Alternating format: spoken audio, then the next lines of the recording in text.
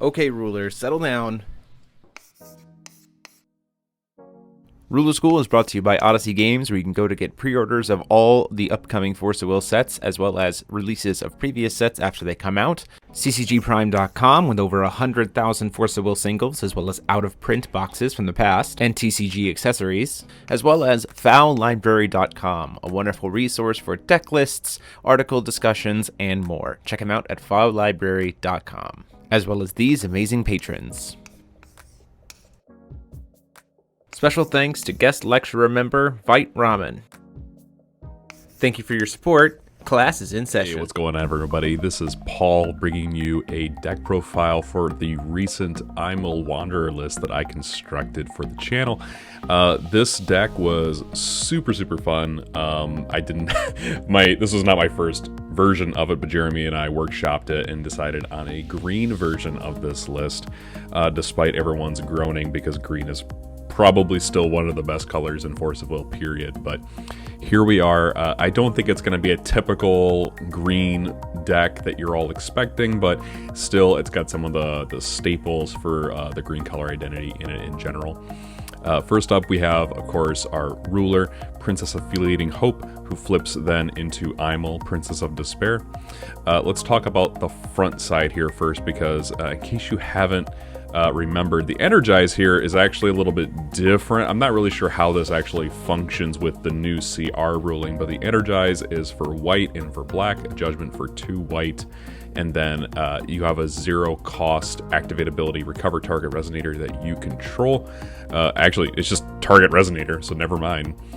Play this ability only during your opponent's turn and only once per turn, which means she works really well with spoiler alert, Sacred Elf, and Sacred Elf is amazing in this deck.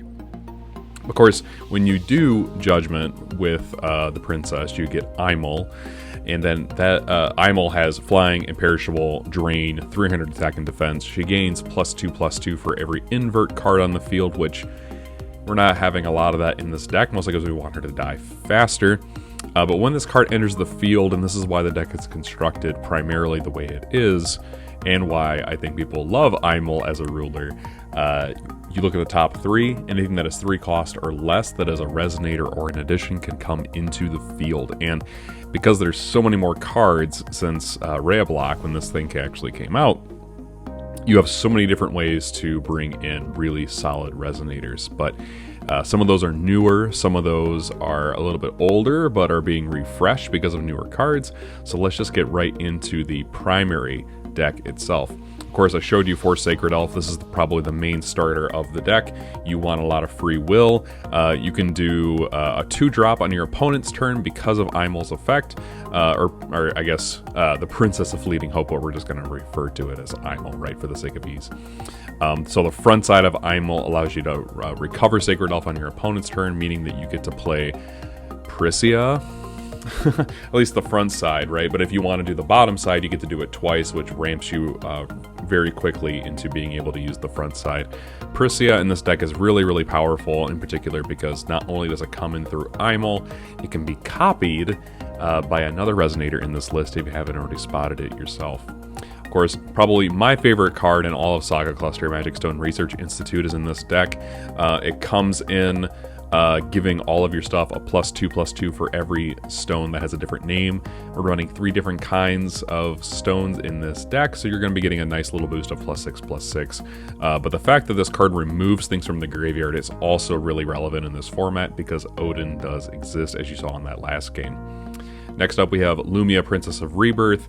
This is a card that I found to be a little bit more not as useful, mostly because the stuff that you're going to be targeting with this is probably going to be things like a Hanzo or a Mistletoe, which, by the way, you can't target because they're not resonators, unfortunately. But being able to come in and recover your health and draw a card was, relatively okay. It does not feel pretty good off an Aimul flip, so I might change this card out in a future list. If I ever want to revisit this list again, this is probably one of those cards where I maybe run 2 copies, maybe 3. That being said, though, this card was fine. It wasn't amazing, but it wasn't awful either. So here it is. 2 Mephistopheles. This card, super fun. It has a Road to the Sacred Queen effect on its front side. and whenever you do Judgment, which you're going to be doing that a lot in this list, it flips into the backside. It's a 10/10 flyer that does -2/-2 to your opponent's field, and it has an Abdul effect on that side too, making those trigger effects on your opponent's side of the field not actually happen. This is one of the 2 invert cards in the deck. But next up you have Rey the Black Owl. This is the other invert. This card is really solid because you can just invert it right into 0, which is the main thing you're going to be doing here. It's an 8/9 with flying, and then it gives a bubble to every one of your entities that any player will, if you target something, will pop the bubble and stop the effect and negate the card. So you have to be careful here. But 0 in general is a really solid card. It gives that +2/+2 to Aimul, which is really helpful. It's a flyer. It ensures that you just win the game. This card, even today, by today's standards, this card is still pretty powerful. So Rey the Black Owl, again, really solid card in this list. The funnest card in this list, though, has got to be Fayli. Just being able to pay a red to put a token copy of any other card into the field means that it can trigger things, and one of the main things that this deck does is it copies Pricia, so you get a bunch of Pricia effects. You're able to search out anything you want for the most part, and that's all due to Fayli. But of course, any Fayli deck would not be complete without Rachel, the Ancient Library Researcher. This not only allows you to mess with your opponent's deck, make your own draws even better, but it also allows you to search for a card. If you make a token, you still get the search because it technically leaves the field, hits graveyard, and then ceases to exist. So Rachel, as a token copy, is really awesome. But this card is just fantastic. One of the classic green cards that came out. Next, we also have Laurite. I just do this mostly for protection, as well as the 3 Faerur spell down here. I do 2 Final Breeze because I think it is the most fair silence that we have in the game, plus it's in color.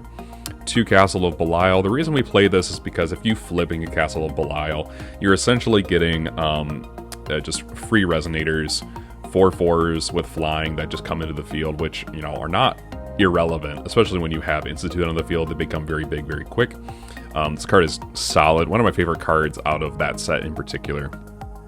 We have 3 Spark of Life to kill our own Aimul and to kill your stuff as well. Of course, if you kill my Aimul before this thing resolves, all I had to do was target my J-Ruler, your stuff, so it gets popped. So same thing with Absorbing Knowledge. Just want a little additional card draw. There are times where this deck's hand size can get pretty low, so destroying your J-Ruler and drawing 2 cards is pretty nice.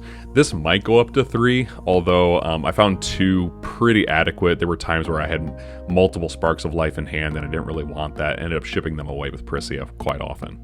And then we have 1 Command of Life and Death, and the reason we play 1 copy is because if you have a Rachel and it dies, you search for Command of Life and Death, you bring back the Rachel, you mill more things, you got a free card, and then you just got to mess with your opponent even more. Of course, everything in this deck is level 3 or lower, so this is able to bring back any of those resonators, including Pricia, because she's technically a 3-drop in the graveyard. And of course, how are we getting to do all of these different things? Magic Stone of the 6 Ages, best stone ever printed. I think in this deck it's absolutely mandatory because really you do need the 5-color stone plus the ability to recover your ruler so you can Judgment and just really go off very quickly. This stone in general has just sped up the game in terms of what you can do with Judgment. But then in particular, it's really important for red in case you get a Fayli in hand and you can't, get it onto the field any other way. You need the red source as well. We're playing 4 of Gusting Skies. We want green on turn 1 every single turn, but we also want white to be able to Judgment Aimul, and then 2 Black Silence to round out the base. I wanted 3 colors, or 3 different stones, excuse me.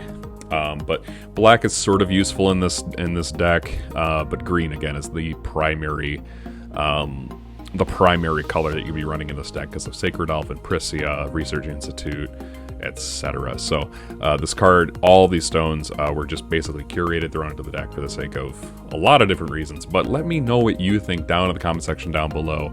If you like this deck, if you like the games that we played with it, let us know down in the comment section as well. If you haven't subscribed, what's going on, man? Subscribe to this. This is the good stuff. You're going to enjoy Force of Will if you subscribe to this channel, I guarantee it. And more decks like this are going to be coming in the future. But anyway, guys, this has been Paul. Hope you enjoyed the Aimul list, and I'll be catching you next time.